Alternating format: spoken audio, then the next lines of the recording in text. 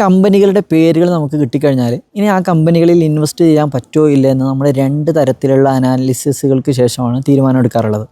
ഭയങ്കര തണുപ്പായതുകൊണ്ട് നാവ് വിചാരിച്ച പോലെ ഓക്കെ. ഒന്ന് ഫണ്ടമെൻ്റൽ അനാലിസിസ് ആണ്, 2 ടെക്നിക്കൽ അനാലിസിസ് ആണ്.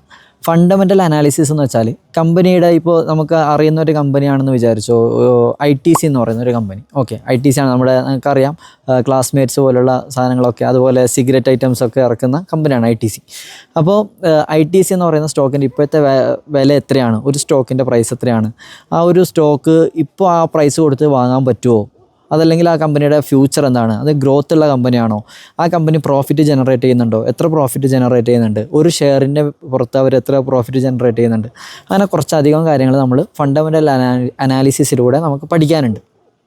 ഓക്കെ, അതിനുശേഷം നമ്മൾ ടെക്നിക്കൽ അനാലിസിസ് പഠിക്കും. ടെക്നിക്കൽ അനാലിസിസ് എന്ന് വെച്ചാൽ കാരണം പബ്ലിക്കിൻ്റെ കയ്യിലൊക്കെയുള്ള ഷെയർസാണ് നമ്മളിവിടെ വാങ്ങുകയും വിൽക്കുകയൊക്കെ ചെയ്യുന്നത്. അപ്പോൾ ഈ ഷെയർസ് കയ്യിൽ വെച്ചിട്ടുള്ള ആളുകളുടെ, അതല്ലെങ്കിൽ ഇത് വാങ്ങാൻ ഉദ്ദേശിക്കുന്ന ആളുകളുടെ ഒക്കെ ഒരു എന്താ പറയേണ്ടത് സൈക്കോളജിയാണ് ഈ ടെക്നിക്കൽ അനാലിസിസ് എന്ന് പറയുന്നത്.